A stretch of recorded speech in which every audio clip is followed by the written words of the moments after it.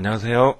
카이스트 IP 영재 기업인 교육에서 심화과정 인문학 강의를 담당하게 된 카이스트 인문사회과학과 전봉관 교수입니다. 여러분들과 함께 10회에 걸쳐서 이야기 보고자 하는 것은요, 한국어의 개혁 개방이라고 하는 주제입니다. 시기적으로 보자면 1882년부터 1894년이 되겠습니다. 지금 여러분들이 슬라이드에서 보고 계시는 사진은요, 1885년 미국인 포크라고 하는 그 사람이 촬영한 그 사진인데요. 이 사진은 그 한국의 시골 풍경 같아 보이지만 사실은 그 서울 풍경입니다. 이 풍경의 현재 모습은 이러한데요. 지난 130년, 이 가까운 시간 동안 한국은 엄청난 경제적 발전을 했고요. 그런 경제적 발전을 이룩한 원동력이 바로 개혁과 개방이 아닌가라는 생각에서 이러한 주제를 설정하게 되었습니다. 그럼 먼저 우리가 그 10주에 걸쳐서 대충 어떤 내용을 배우게 될지 한번 살펴볼까 하는데요. 강의 내용과 목표는 다음과 같습니다. 국가나 조직이 건강하게 발전하려면 대외적으로 문호를 개방하고 지속적으로 개혁을 추진할 필요가 있는데요. 한미 FTA라든지 한EU FTA, 그것뿐만 아니라 이제 외국인들이 많이 들어옴에 따라서 발생하게 된 다문화 가정에 관련된 문제, 그리고 이제 이 정치 개혁 등의 그 과제들이 모두 다 개혁과 개방에 관련된 문제가 되는데요. 이러한 문제들은 오늘날에도 여전히 유효한 한국 사회의 과정이 되겠습니다. 그래서 본 강좌에서는요, 조선이 서양의 문호를 개방한 이후에, 그게 이제 1882년이 될 텐데요. 그것을 전후한 시기부터 1894년까지 개혁 개방 문제를 둘러싼 조선 사회의 갈등과 그 극복 과정을 입체적으로 조망해 볼 겁니다. 그것을 통해 가지고 21세기 개혁 개방의 과제를 슬기롭게 극복하고 해결해 나갈 수 있는 전망을 얻고자 하는 것이 이 강좌의 목표가 되겠습니다. 그래서 이제 강의 순서는요, 오늘 하게 될 조선의 대외 정책이라고 하는 부분이 있고요.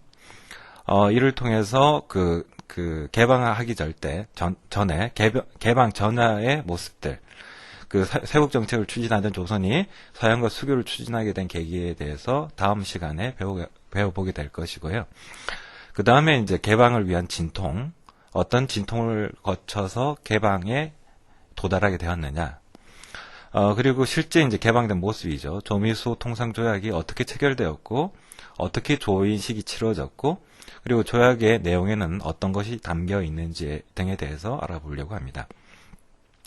그 다음이 이제 멜렌도르프라고 하는 그 인물에 대한 탐색인데요. 멜렌도르프는 조선 정부가 고용한 최초의 외국인 관료가 되고요. 그 이후부터 조선 정부는 약 300명 정도의 외국인들을 직접 고용하게 됩니다.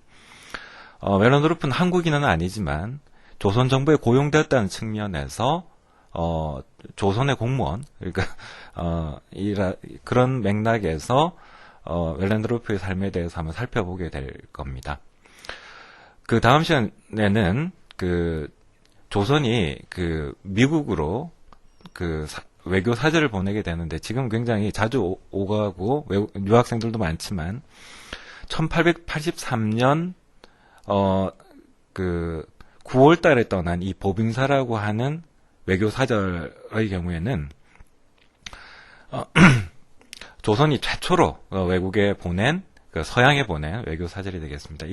이들이 어떠한 활동을 벌였고, 그 활동 과정이 어떠했는지를 한번 살펴보는 그런 시간도 가질 거고요. 교과서에는 잘 나타나 있지 않지만 1882년 임오군란 이후에 한 3년 동안 청나라 군대가 한국 수도 서울에 주둔을 하게 됩니다. 그 이후부터 이제 본격적으로 한국의 내정을 간섭하기 시작하는데요. 그게 언제까지 지속되느냐면 1894년 청일전쟁 직전까지 계속 내정 간섭을 하게 됩니다. 일종의 준식민지 상태였다고 볼 수 있는데요. 그것을 주도해 나갔던 청나라의 관리가 위안스카이가 됩니다. 위안스카이는 이후에 그 청나라 정권을 왕조를 무너뜨리고 직접 황제의 보위에 오르기도 하는데요. 그 위안스카이가 어떤 인물이었는지를 중심으로 해서 청나라가 어떤 식으로 조선의 내정 간섭을 했고, 그것이 우리나라의 개혁과 개방을 얼마나 지연시켰는지, 이런 것을 살펴보는 시간을 가질 겁니다. 그리고 이제 그 다음 시간에는 갑신정변이라고 근현대사 교과서에 자주 나오는 그 주제인데요. 이것이 실제로 어떤 식으로 진행이 되었고, 왜 갑신정변을 일으켰고, 그 결과 조선의 개혁 개방이 왜 좌절되게 되었는지를 이 혁명을 통해서 젊은 관료들이 중심이 돼 추진이 됐던 이 혁명을 통해서 살펴볼까 합니다. 그리고 그 다음 시간에는 중미공사관의 설립 과정에 대해서 살펴보려고 하는데요. 1888년에 조선은 처음으로 외국의 해외 공관을 세우게 되는데, 그게 워싱턴이었습니다. 그때 이제 어떤 준비를 거쳤고, 무엇을 극복해야 됐고, 워싱턴에서 어떤 활동을 했는지에 대해서 한번 살펴보려고 하고요. 그 다음 시간, 마지막이 될 텐데요. 주미공사관에서 굉장히 활약이 두드러졌던 이채연이라고 하는 외교관에 대해서 살펴볼까 합니다. 자, 그러면 본격적으로 강의에 들어가도록 할 텐데요. 일단 이제 우리가 지금 배우고자 하는 것이 한국의 근대의 상황, 오늘날의 뿌리가 되고 있는 한국의 근대의 상황이기 때문에, 한국 근대는 서양의 근대와 어떤 점이 특수성으로 지적될 수 있고, 그리고 근대라고 하는 게 보편적으로 어떤 의미를 가지는지에 대해서 먼저 살펴볼까 합니다. 자, 먼저 근대라고 하는 개념부터 살펴보면요. 굉장히 많은 논의들이 있는데, 그것을 간략하게 설명하자면, 슬라이드에서 보고 계시는 것처럼 민주국가의 건설이라든지, 이성적 합리적 사고를 하게 된다든지, 산업혁명과 자본주의 체제의 확립이라든지, 시민계급의 성장이라든지, 국민주권과 민주주의의 확립이라든지, 개인의 자유와 인권의 보장, 또 진보적인 시간관념, 세계체제의 편입, 이런 것들이 근대의 특징이라고 말할 수 있겠습니다. 이 정도는 여러분들이 학교 수업을 통해서도 배웠을 것 같은데요.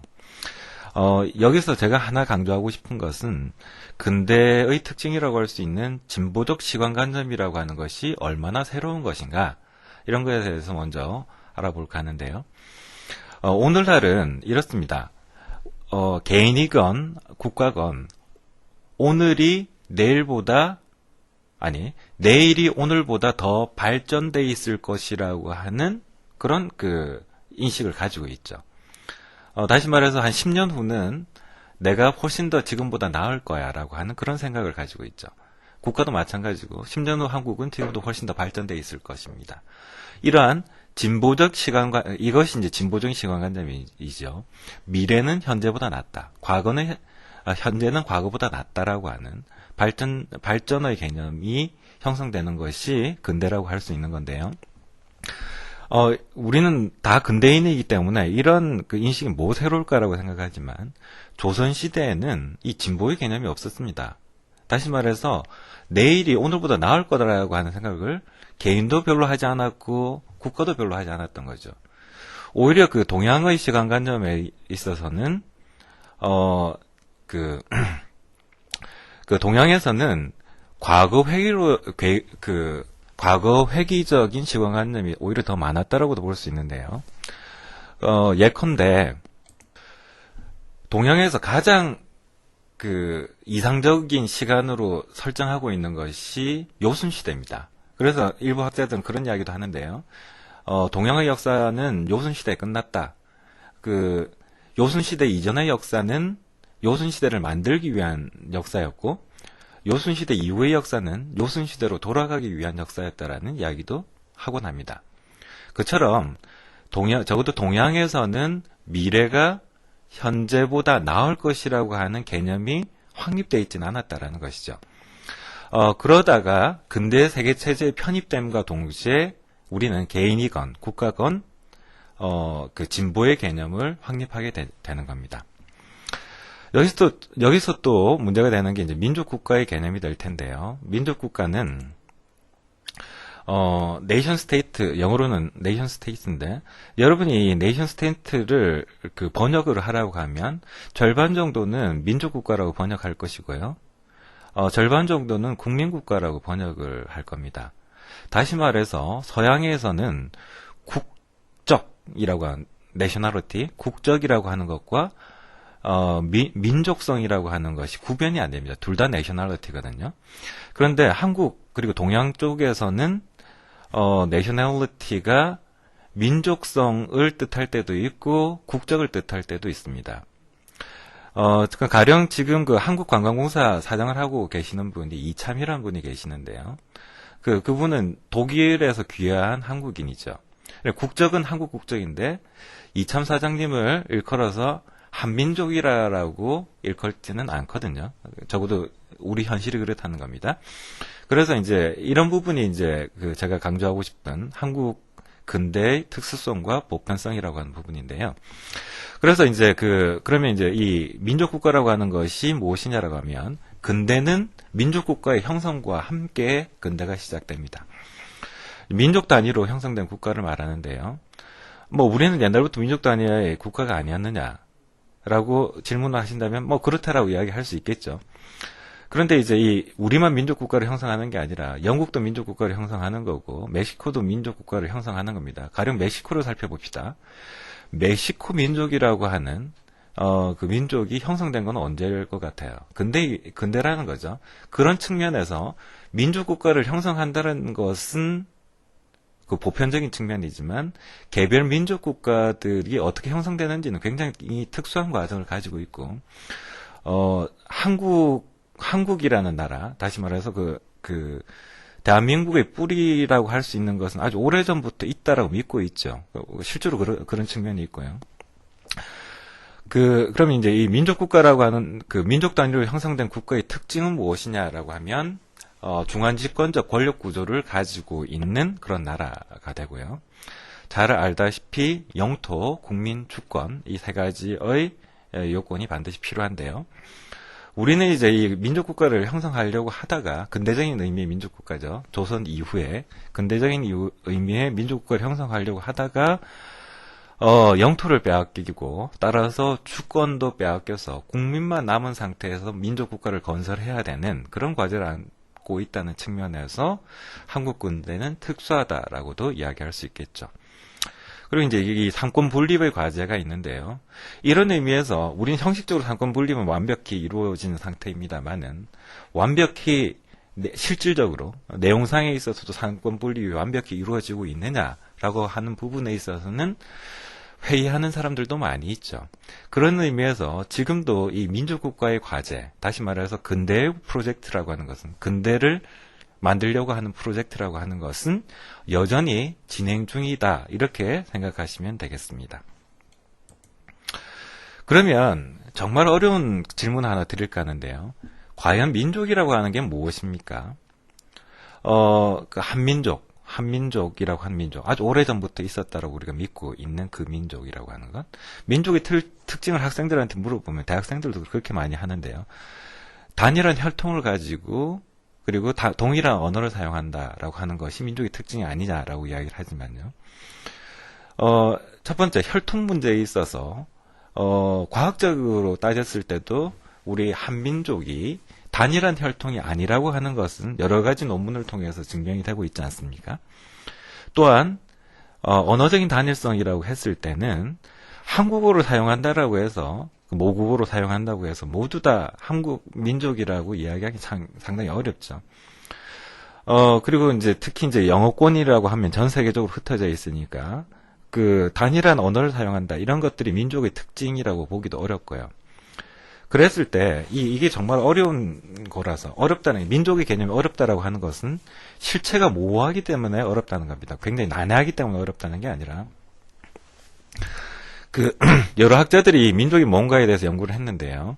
지금까지 나온 가장 그 정확한 분석은 아마도 이제 베네딕트 앤더슨이라고 하는 사람이 명명한 상상의 공동체라고 하는 게 아닐까라는 생각이 드는데요. 베네딕트 앤더슨은 이렇게 민족의 개념을 설명을 합니다. 민족은 제한되고 주권을 가진 것으로 상상되는 정치 공동체다라고 하는 건데요.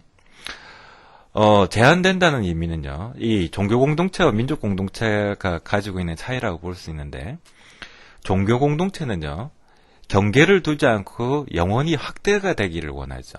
가령 기독교 같은 경우에는 전 세계를 기독교로 포교를 시키기를 바라죠. 이슬람도 마찬가지일 것이고요.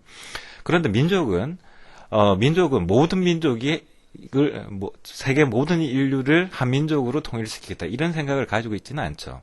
민족은 철저한 분리를 통해 가지고 민족성은 확대가 됩니다. 그런 의미에서 제한된다라고 하고요. 그다음에 주권을 가진 거라고 하는 것은 민족 국가의 주권을 민족이 가지고 있다는 의미입니다. 그리고 그 과정은 철저히 상상 속에서 이루어지기 때문에 상상되는 공동체라는 의미고요.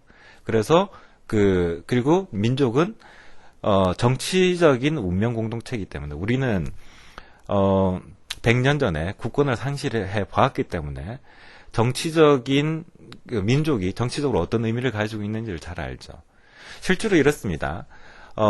국가가 부강하지 않으면요, 개인이 부강해지기 참 어렵습니다. 그러니까 우리나라가 가난했던 1950년대에 한국에서 가장 부자라고 해봐야 미국의 중산층 정도의 생활 수준밖에 영위하지 못했지 않습니까?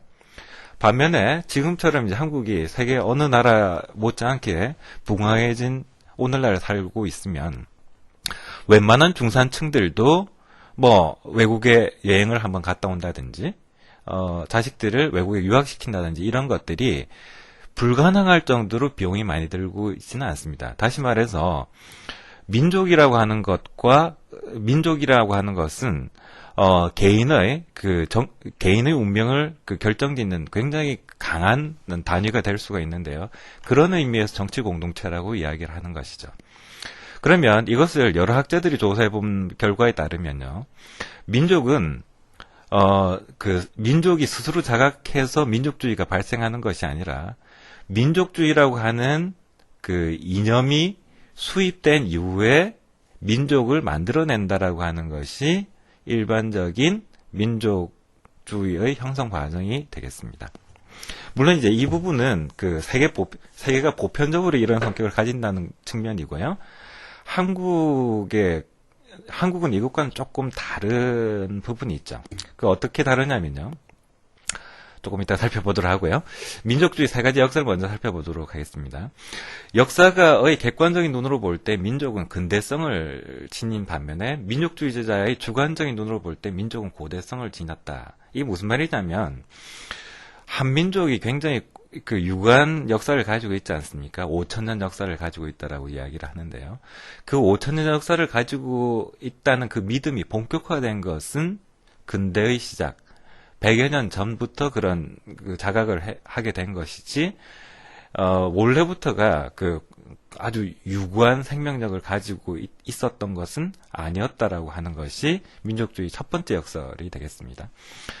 이것도 역시 이제 한국에는 잘 안 적용되는 부분이 있는데, 이거는 이제 남아메리카 대륙에 있는 여러 나라들, 브라질, 아르헨티나 이런 것들은 근대 이후에 형성된 국가이고, 아르헨티나 민족이라고 하는 것도 근대 이후에 생성된 민족 아니겠습니까? 이것이 이제 서양만 하더라도 프랑스 민족 이런 것들이 아주 고대성을 띈 것 같은데, 실질적으로는 프랑스 민족이 완벽히 정체성을 획득하게 된 것은 민족 국가의 형성 이후, 다시 말해서 근대 이후에 프랑스 민족이 등장한다는 것이죠. 한국은 조금 다르긴 합니다만 그래도 단일 혈통이다라고 하는 개념은 근대 이후에 본격화된 것은 틀림없습니다. 가령 지금은 한민족이라면 누구나 단군의 자손이라고 하는 그런 생각을 가지고 있지만요. 실제 조선시대에 우리가 모두 이런 가정을 해봅시다. 조선시대의 백정이 양반한테 가서 우리가 모두 단군의 자손으로서 같은 핏줄이다라고 했을 때 백정의 목이 어떻게 됐겠습니까? 이건 체제 반란 세력이겠죠. 그런 측면, 그런 것들에서 볼 수 있듯이 민족이 한국에서도 우리가 하나의 운명 공동체이고 우리가 단일한 핏줄이다. 그리고 우리의 조상은 하나다라고 하는 관점은 근대 이후에 형성된 것이 틀림없는 것 같습니다. 그리고 이제 그 민족주의의 두 번째 역설이라고 하는 것은 이제 국적은 보편적이지만 개별 국적은 특수성을 지닌다라고 하는 것. 그러니까 우리가 태어나는 순간 누구나 내셔널리티는 가지고 있는 거죠. 그런데 개별 내셔널리티는 한국의 내셔널리티와 미국의 내셔널리티는 모두 다 다르다. 이런 것이 이제 두 번째 역설이라고 하는 것이고요. 다음에 이제 민족주의는 정치적으로 위력이 있는 반면 철학적으로 내용이 빈곤하고 일관성마저 없다. 그러니까 민족이 무엇인가에 대한 그 개념 정의에서부터 시작해서 민족은 어떤 이념을 가지고 있는가 이런 것들을 연구해 나가는 과정에서 굉장히 모순된 부분을 많이 발견해 나간다라고 하는 것이죠. 자, 오랫동안 기다렸던 한국 근대의 특수성이 무엇인지에 대해 설명을 하면요. 이렇게 요약할 수 있겠습니다. 민족의 개념은 근대 이후에 형성된 것이지만 혈연 공동체로서의 국가인식은 조선시대에도 존재했다는 측면에서 한국 근대는 서양의 근대보다 서양의 민족국가하고 한국의 민족국가는 조금 성격이 다르지 않을까라는 것이고요. 두 번째로 지적해보고 싶은 것은 조선은 이제 대내적으로 강력한 전제국가였지만 앞으로 몇 주에 걸쳐 살펴보겠지만 대외적으로는 사대주의라고 하는 정치 이념을 내세워가지고 중국의 속방이라고 하는 것을 자처했습니다. 이 속방이라고 하는 것은 근대의 식민지하고는 개념이 다른데 그 중화의 변두리 정도를 자처했다는 겁니다. 그런 측면에서 이게 도대체 조선이 전제국가였느냐 아니면 식민지였느냐 이런 사이에서 논란의 여지가 있다는 것이죠. 심지어 지금은 모두가 단군의 후예라고 하는 인식을 가지고 있었지만요. 조선시대에는 단군의 후예보다는 기자의 후예라고 자처하는 경우가 많았고요. 이 기자는 주나라 왕실의 후예입니다. 이게 이제 그 사대주의, 중화주의 때문에 이 기자가 고조선의 정권을 장악했다라고 하는 부분을 굉장히 높이 평가하고 있는 그런 사대부들은 그걸 높이 평가했었죠.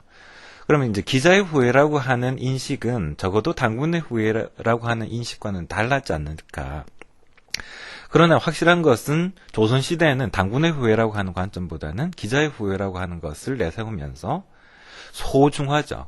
그러니까 우리가 중국은 아닙니다만은 그 중국과 거의 버금가는 그런 문화민족이고 문화국가다라고 하는 그런 생각을 가지고 있었던 거죠.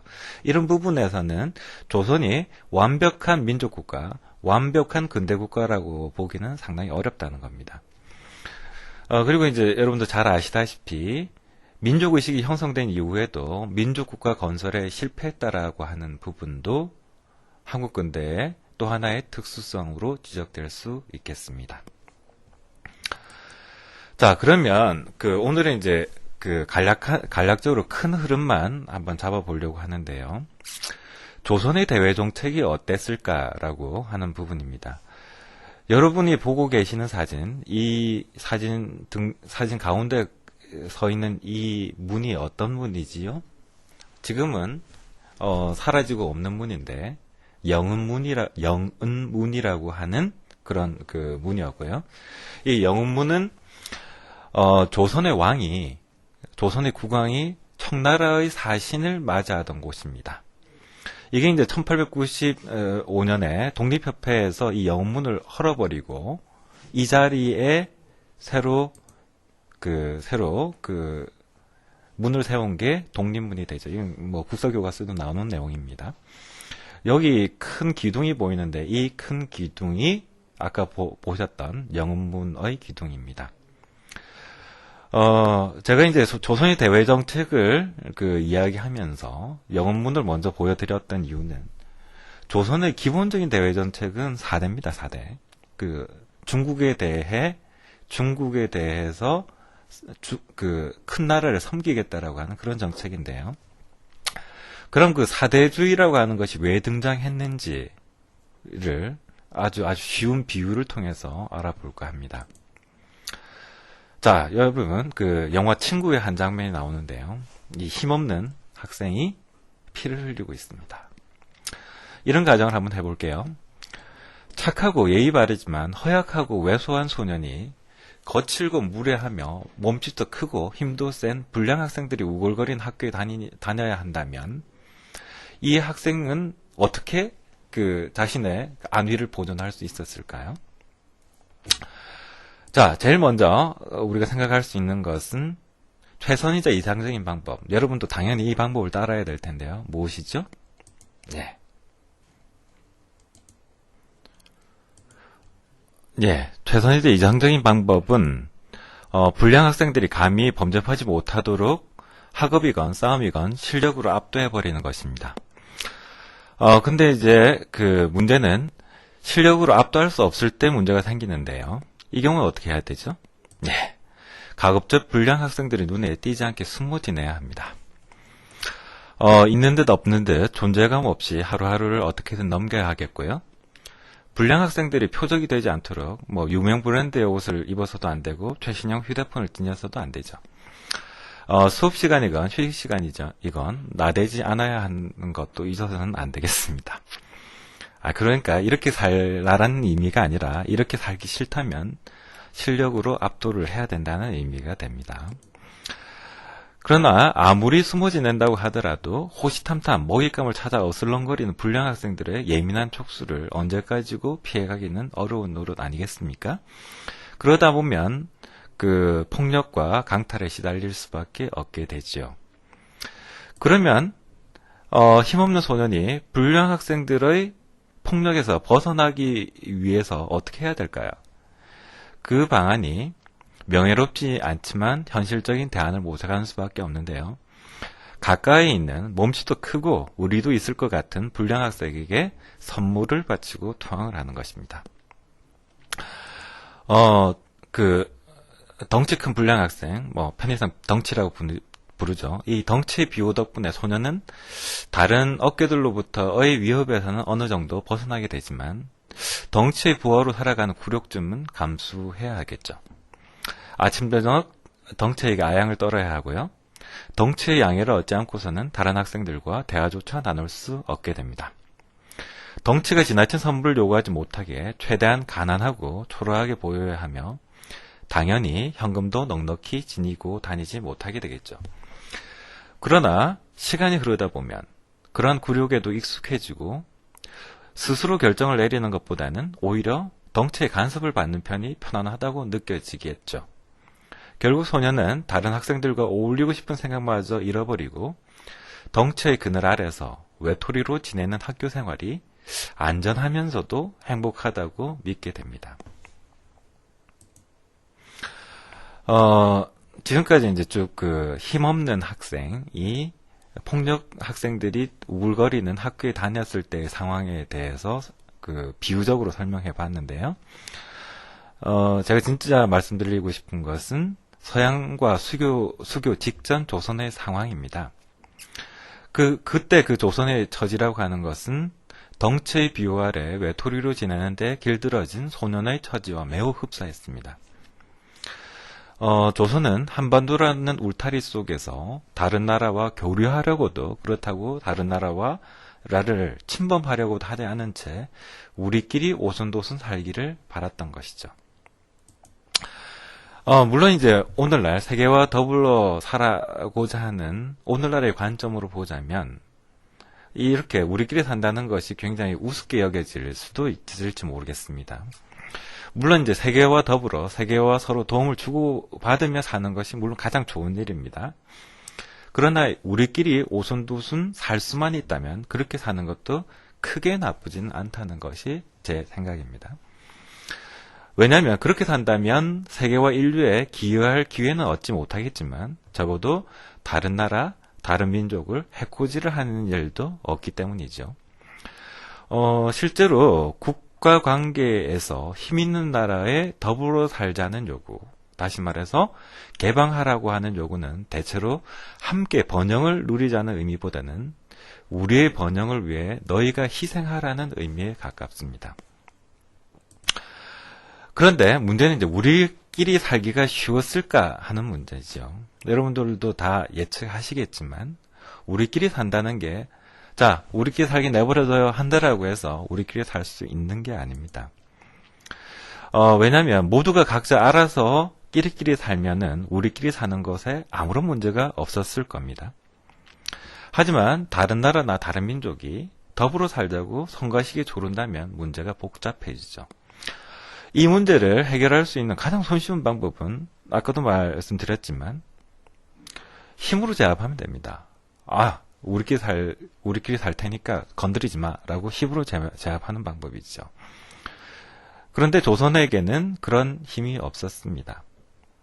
그리고 다른 나라를 압도할 힘이 있는 나라였다면 웬만해서는 우리끼리 살겠다는 생각을 품지 않았겠죠. 그러면 어떤 모순입니까? 힘이 없으니까 우리끼리 살려고 하는데 힘이 없으면 우리끼리 살지도 못하는 딜레마에 빠졌던 것이죠. 이때 조선은 어떠한 그 현실적인 대안이 있었을까요? 그게 바로 제가 말씀드리고자 하는 중국에 대한 사대였던 겁니다. 그러니까 어지간한 불량 학생들도 업신여기지 못할 힘있는 덩치에게 납작 엎드려서 굴종하는 대신에 그의 비호 아래서 내체의 자율성을 누리겠다는 그런 전략이었던 거죠. 물론 이 사대라고 하는 게 자랑스럽거나 명예로운 그 선택이라고 보기는 어렵죠. 그러나 생존을 위한 현실적인 대안이었던 것은 부정할 수 없습니다. 이렇게 사대를 해서라도 500년 동안 긴 생명을 유지해 왔기 때문에 오늘날 대한민국의 변형이 있었지 않을까라는 생각도 하게 되는데요. 그러나 이제 임진왜란의 사례에서 볼 수 있듯이 조선의 침범을 물리치기 위한 힘의 지원이 절실했을 때 중국은 정작 큰 도움이 되지 못했던 것이죠. 그럼에도 불구하고 중국의 그 힘의 지원, 그것이 조선의 500년 생명력을 보장하는 현실적인 방법이었던 것은 부인할 수 없는 그런 사실이었습니다. 그런데 여러분들 예측하시겠지만 이 4대라고 하는 정책을 추진하기 위해서 조선이 대내적으로 치러야 할 대가가 적지 않았습니다. 어떤 것이 있었을까요? 첫 번째는 강인한 인내력이 필요했습니다. 한반도에 생산되는 제한된 재화로 배부르게 먹고 따뜻하게 입을 수만 있다면 조선의 민초들에게 그다지 큰 인내력은 필요하지 않았을지도 모르죠. 우리끼리 살려고 하는데 우리끼리 또 충분히 먹고 살 게 있다면 이걸 이제 비유하자면 이렇게 될 수 있을 텐데요. 오늘날 국제사회와 교류 없이 살아가는 나라가 몇 나라가 있습니다. 대표적인 게 북한과 쿠바라고 볼 수 있는데요.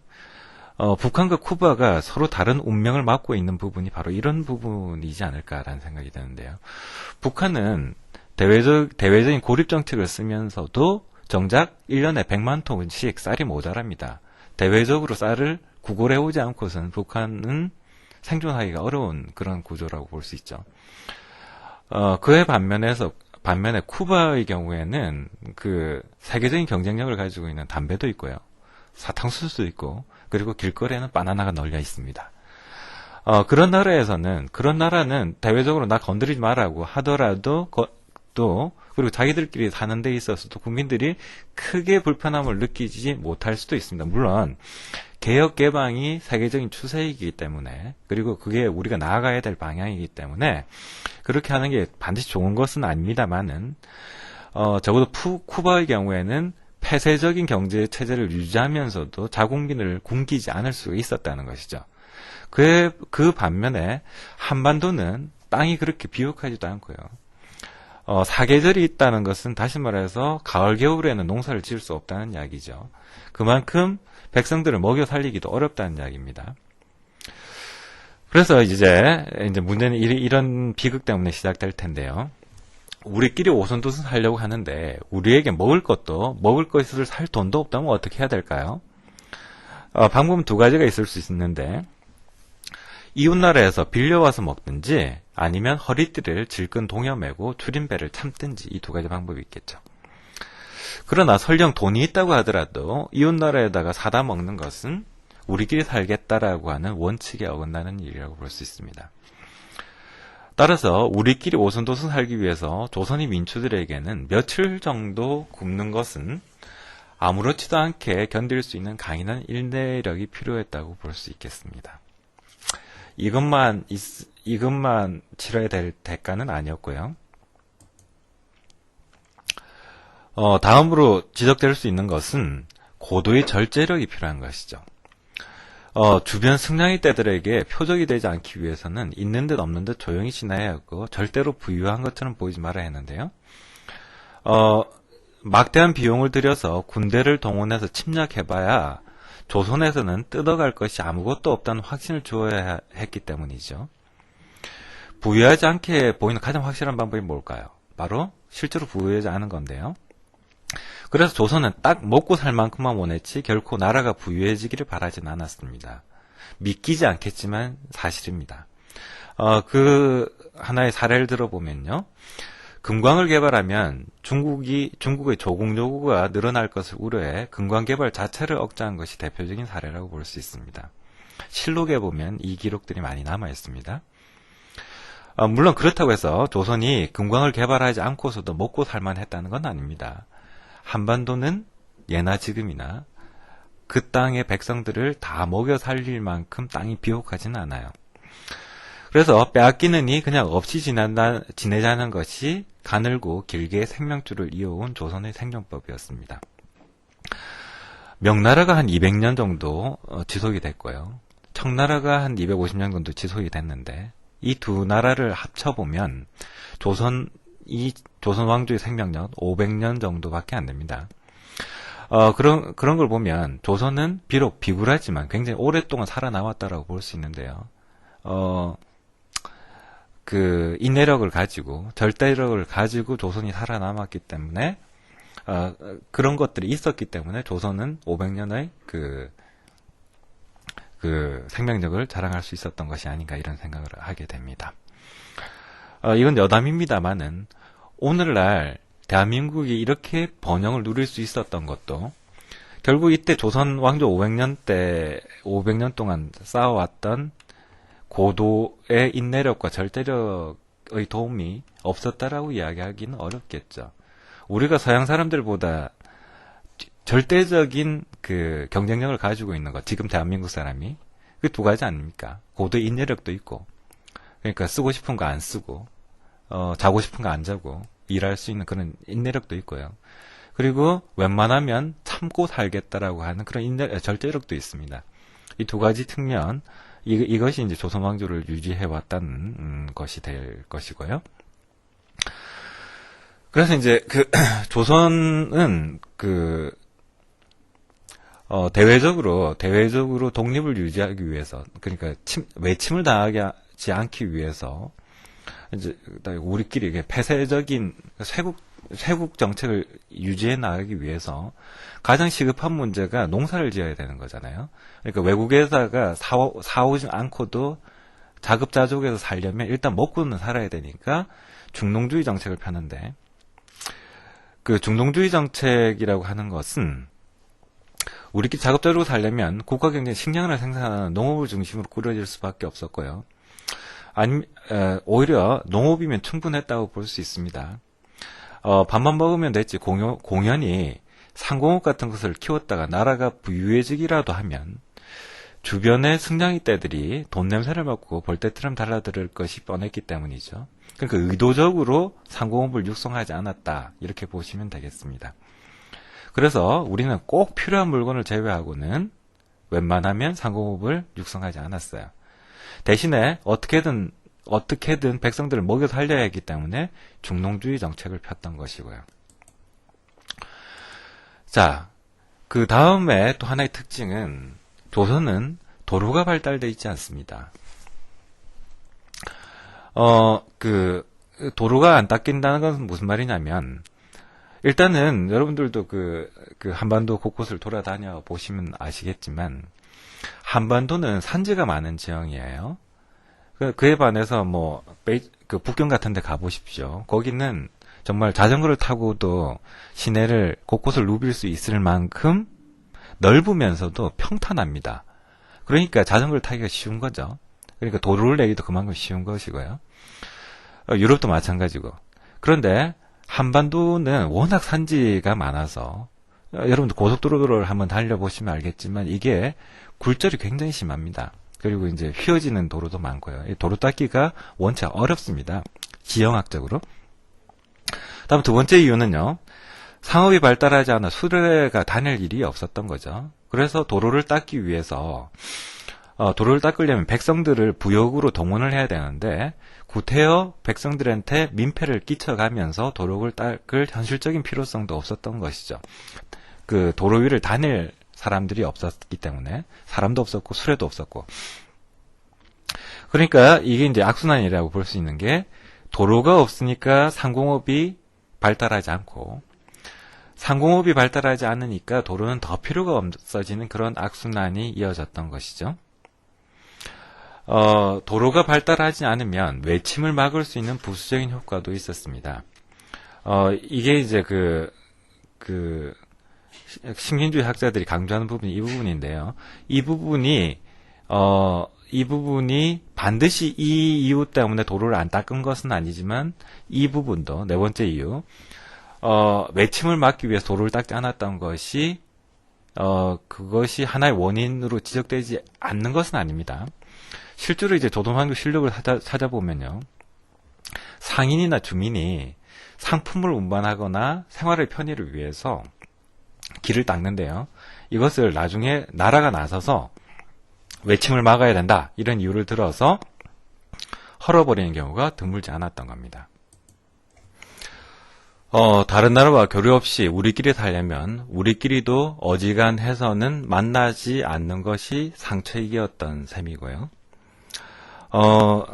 이런 식으로 이제, 우리가, 조선은 살아남기 위해서, 힘없는 상태에서 살아남기 위해서, 이렇듯 처절하게 살았다고 볼 수가 있을 텐데요.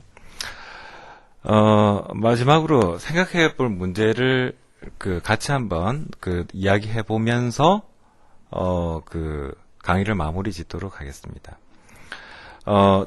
조선이 4대 정책을 유지한 근본적인 이유에 대해서 정리해보자라고 한 것은요.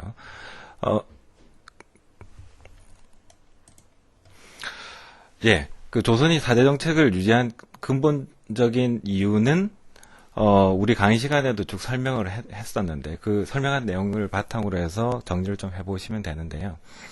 제가 이 문제를 낸 이유는 이것이 단지 4대라고 하는 건 분명히 극복해야 될 대상인 것은 틀림없지만, 이 4대라고 하는 것을,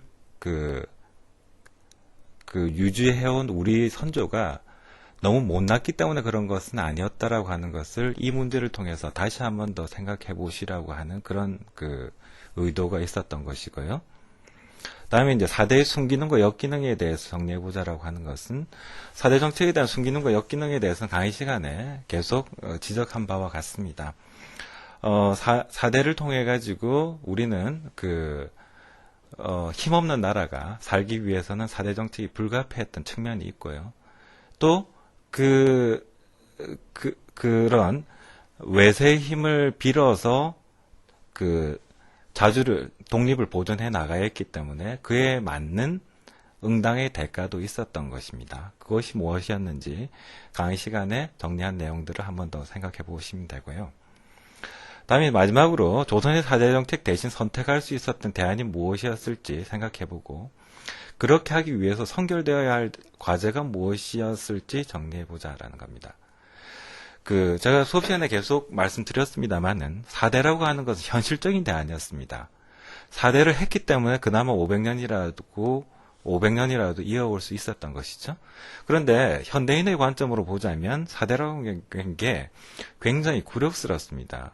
당연하지 않겠습니까? 독립을 지켜나가야 되는데 우리 손으로 우리가 살아나가야 되고 실제로 대한민국도 그렇게 하기 위해서 굉장히 무진장 애를 쓰고 있습니다만은 그런데 이것이 무턱대고 중국 나가 이런다고 해서 해결될 문제가 아니죠.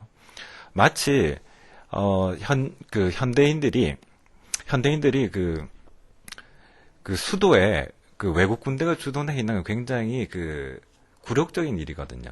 그런 맥락에서 그 미군이 그 서울에 주둔해 있는 것도 바람직한 현상은 아닙니다. 그렇다고 해서 무턱대고 미군 돌아가라고 이야기할 수는 없는 거지 않습니까? 그러기 위해서는 무엇이 선결돼야 되느냐 이런 것을 4대 정책, 조선이 4대 정책을 만약에 쓰지 않으면서도 생존하기를 바랬다면 어떤 정책을 그 제안할 수 있었을까 같은 부분들을 조금 생각해 보자는 것입니다. 자, 이것으로 첫날 강의를 마쳐야 할 것 같은데요. 오늘날은 오늘 수업에서는 그렇게 썩 유쾌한 내용이 등장을 소개해 드리지는 못했던 것 같습니다. 왜냐면 우리 민족이 굉장히 자랑스러운 민족이고 뭐 반만년 역사를 가지고 있는 그런 민족이긴 합니다만은 아주 오랫동안 너무나 큰 나라 옆에 살아왔던 거죠. 중국이 있고 그리고 무력적으로는 힘이 센 일본이 옆에 있었고요. 그러다 보니까 정말 최근에 샌드위치론이라고 하는 것도 등장합니다만은 중국보다는 비싸고 일본보다는 질이 떨어진다라고 하는 것이 한국 경제가 가지고 있는 샌드위치론의 핵심이죠. 물론 이제 역샌드위치론도 있습니다. 중국보다는 질이 좋고 일본보다는 값이 싸다. 이런 역샌드위치 론으로 한국 경제를 타개해 나가는 그런 방식도 있습니다만은 아무튼 조선왕조 500년 동안 우리는 그렇게 썩 유쾌한 역사를 자랑스럽고 유쾌한 역사를 만들어 가지는 못했던 것 같아요. 물론 이제 굉장히 높은 수준의 문화를 건설해간 그런 이점은 있습니다만은 적어도 정치적인 면에 있어서는 결국 이제 조선 왕조가 망하는 과정에서 외세에 의해서 국가를 빼앗기는 그런 안타까운 경험을 하게 될 만큼 조선 왕조는 무기력한 측면은 있었는데요. 조선 왕조가 몰락해 나가는 마지막 30여 년 동안 나름대로 할 만큼은 했던 것 같아요. 그래서 우리 수업 시간 동안에 어떤 노력을 했고 그것이 왜 실패했는지를 살펴봄으로써 앞으로 우리가 다시 개혁개방의 과제를 수행해 나가야 되는데 다시는 실패하지 말자는 것이 이 과제에서 이 과목에서 여러분들과 함께 고민해보고 싶은 문제입니다. 자, 오늘 강의는 이 정도 하고요. 다음 시간에 더욱더 새로운 주제를 가지고 인사드리도록 하겠습니다. 오늘 여기까지 하겠습니다. 감사합니다.